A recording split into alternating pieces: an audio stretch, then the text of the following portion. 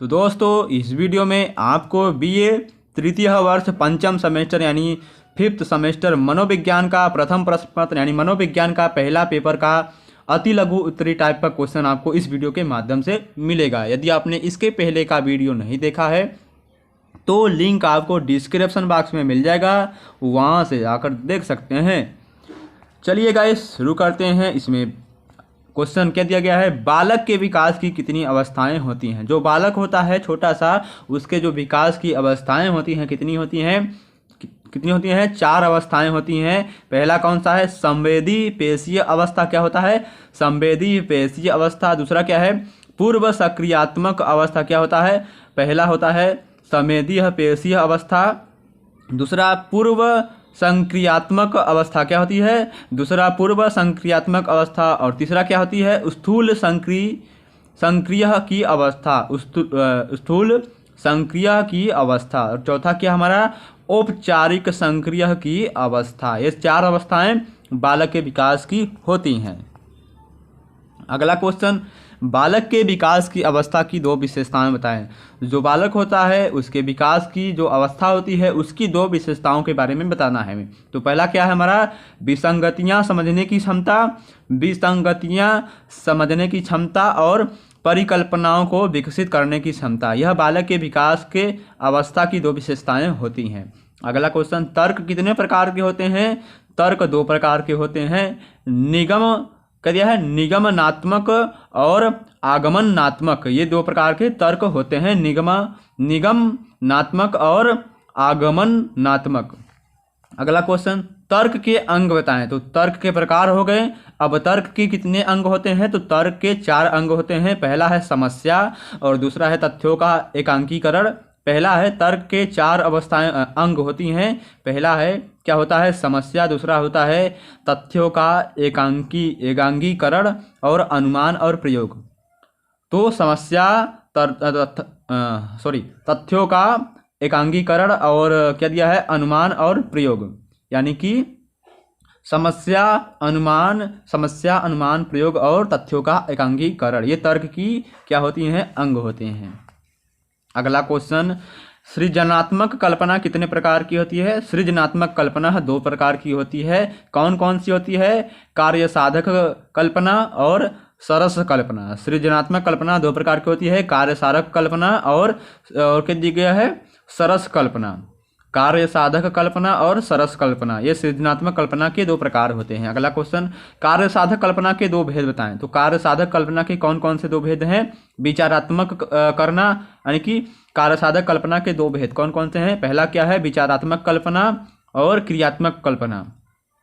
पहला क्या है, कार्य साधक कल्पना के 2 भेद कौन कौन से हैं, विचारात्मक कल्पना और कार्य साधक कल्पना, विचारात्मक कल्पना और क्रियात्मक कल्पना, ये कार्य साधक कल्पना के 2 भेद होते हैं।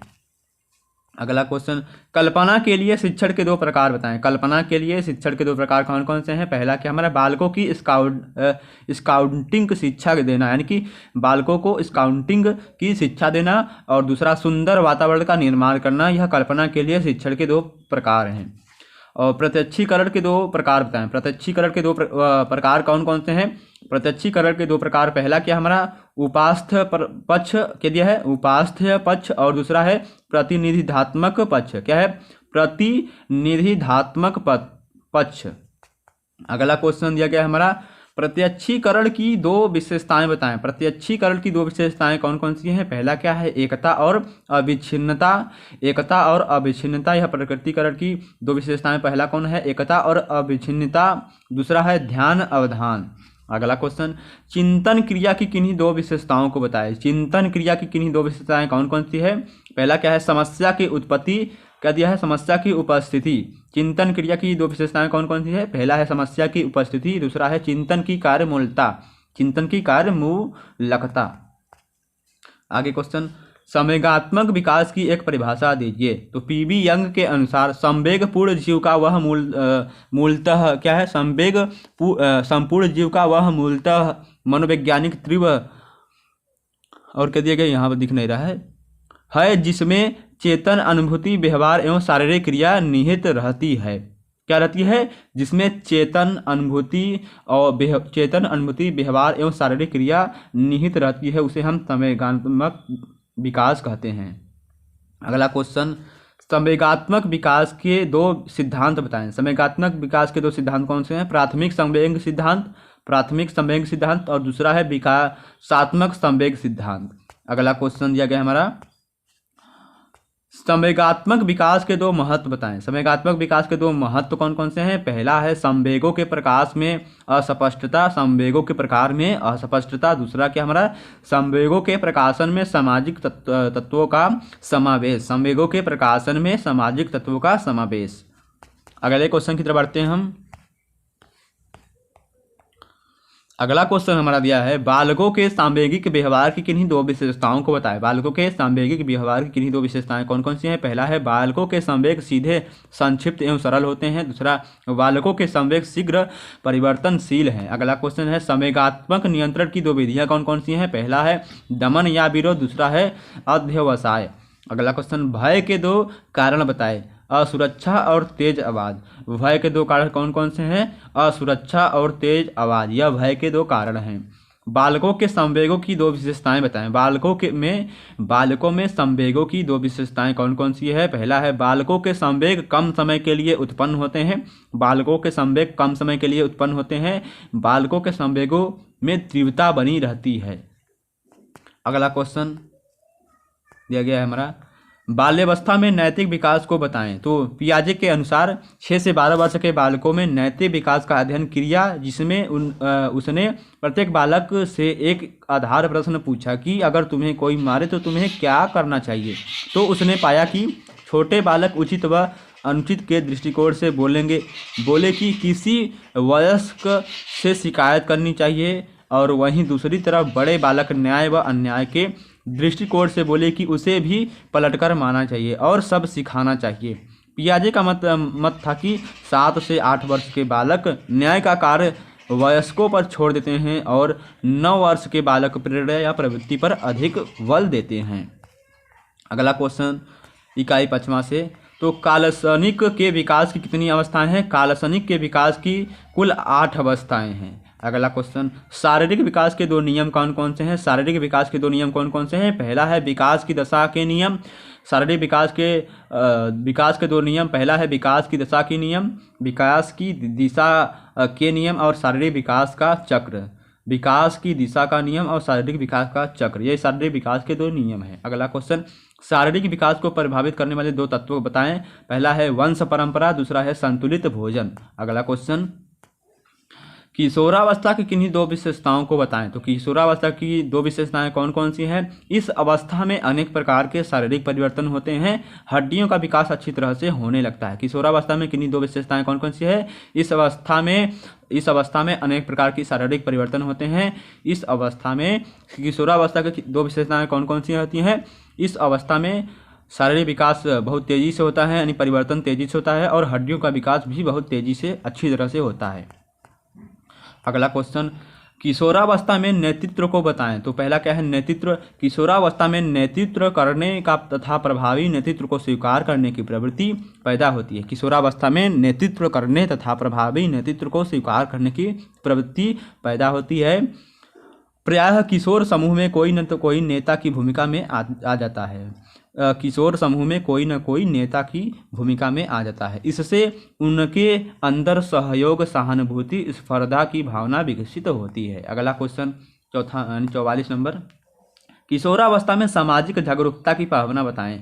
सामाजिक जागरूकता, तो किशोरों में सामाजिक जागरूकता का विकास बड़ी तेजी से होता है, और किशोर अपने माता पिता तथा अन्यों से प्रशंसा पाना चाहते हैं। यानी जो किशोरावस्था में जो बालक होते हैं वह अपने माता पिता तथा अन्य लोगों से अपनी प्रशंसा पाना चाहते हैं। उनकी आवश्यकताएं पूरी न होने पर, या उनकी जो आवश्यकताएं हैं पूरी न होने पर, या उनकी रुचियों में प्रकाशन में अवरोध उत्पन्न होने पर बहुत जल्दी चिड़चिड़ा जाते हैं और स्वार्थी व्यवहार प्रदर्शित करने लगते हैं। यह थे किशोरावस्था का सामाजिक जागरूकता की भावना।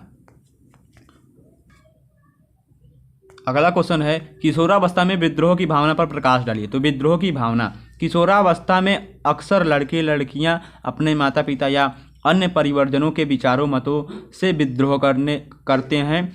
इस अवस्था में माता पिता या संरक्षक द्वारा बनाए गए अनुशासन के नियम से उन्हें अपनी स्वतंत्रता का हनन महसूस होता है। वे डांट फटकार व नियंत्रण के विपरीत उछंद यानी कि उदंड व आक्रामक बन जाते हैं। अगला क्वेश्चन, किशोरावस्था में सामाजिक विकास के साथियों के समूह की भूमिका बताएं। साथियों का समूह यानी जो फ्रेंड होते हैं। तो बालकों द्वारा निर्मित टोली की विशेषता यह होती है कि उसमें सभी बालक लगभग एक ही आयु के होते हैं। टोली बालकों को लोकतांत्रिक होना सिखाती है। क्या है? लोकतांत्रिक होना सिखाती है टोली। और स्वार्थ तथा समाज विरोधी विचारों से ऊपर उठकर साथियों के साथ मिलकर कार्य करना सिखाती है। यानी कि समाज और स्वार्थ विरोधी विचारों से ऊपर यानी उनसे आगे जाकर उनके साथ मिलकर यानी कि अच्छे लोगों से मिलकर कार्य करना सिखाती है।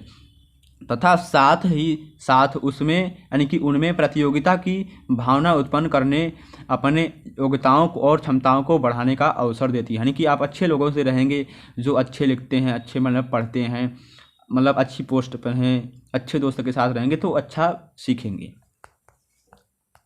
अगला क्वेश्चन, शारीरिक विकास की किन्हीं दो विशेषताएं बताएं। तो पहला विशेषता है शारीरिक विकास यानी कि गर्भाधान से ही प्रारंभ होता है। जो हमारा शारीरिक विकास है वह गर्भाधान से ही प्रारंभ होता है। दूसरा है शारीरिक विकास की सभी अवस्थाओं में समान गति से नहीं होता है। अगला क्वेश्चन, बालक के शारीरिक स्वास्थ्य के दो लक्षण बताएं। तो पहला है कंधे तने हुए तथा सीना उठा हुआ होता है। बालक के शारीरिक स्वास्थ्य के दो लक्षण हैं कंधे तने हुए और सीना उठा हुआ। अगला क्वेश्चन, बालक का चेहरा कांतिमय तथा भावपूर्ण हो जाता है। ये शारीरिक विकास के यानी बालक के शारीरिक स्वास्थ्य के दो लक्षण हैं। अगला क्वेश्चन है क्रियात्मक विकास की परिभाषा दीजिए। तो पहला यानी कि क्रियात्मक विकास की परिभाषा क्या है? क्रियात्मक विकास का अर्थ मांसपेशियों की गतिविधियों के नियंत्रण से है। जो क्रियात्मक विकास की परिभाषा है वह मांसपेशियों के नियंत्रण से, मांसपेशियों की जो गति होती है उनके नियंत्रण से है। जो जन्म के समय परिस्थितिक विशेष के प्रति करता है। जो जन्म के समय परिस्थिति विशेष के प्रति करता है। अगला क्वेश्चन, क्रियात्मक विकास का महत्व बताएं। क्रियात्मक विकास का महत्व कौन कौन से है? तो पहला क्या है हमारा अच्छा स्वास्थ्य और समाजीकरण। क्रियात्मक विकास की दो महत्व क्या है? क्रियात्मक विकास का दो महत्व क्या है? अच्छा स्वास्थ्य और समाजीकरण। क्रियात्मक विकास का दो महत्व क्या है? अच्छा स्वास्थ्य और समाजीकरण। संवेगात्मक विकास के दो महत्व बताएं। पहला है संवेगों के प्रकाश में अस्पष्टता। दूसरा है संवेगों के प्रकाशन में सामाजिक तत्वों का समावेश। नेक्स्ट क्वेश्चन, बालकों के सामयिक व्यवहार की किन्हीं दो विशेषताओं को बताएं।